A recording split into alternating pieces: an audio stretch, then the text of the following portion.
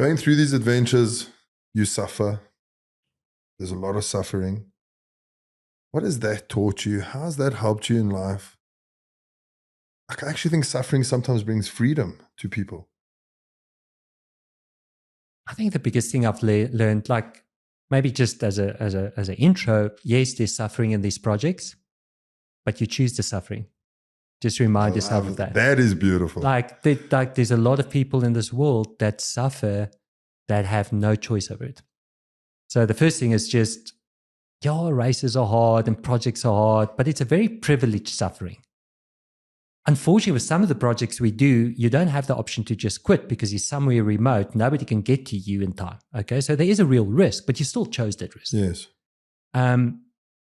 I think the biggest lesson I've learned through all these projects, and there's a conversation that Ryan and I had on the plane back from the Himalayas, and that is as simple as always be kind. That's the biggest lesson I've learned in any of these projects. If the local Nepalese people weren't kind to us, we would have died in those mountains. I believe they're beautiful people. They've got beautiful souls. Like the first 7 odd days, because of the remote weather, there were no people. Because what happens in Nepal in winter, people come down more towards Kathmandu. They kind of immigrate like lower down from the high mountains because of the conditions.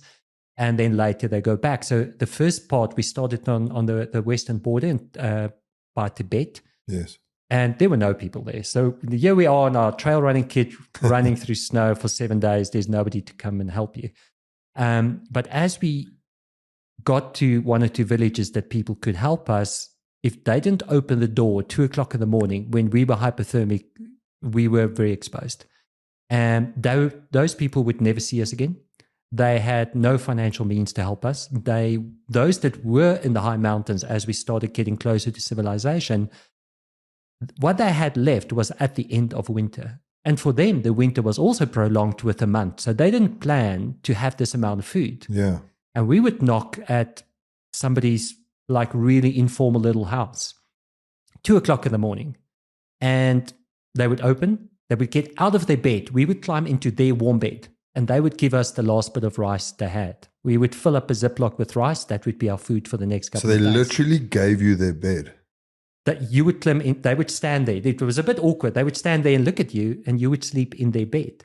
Wow. Because they have nothing else. All that is in this little setup is this little bed.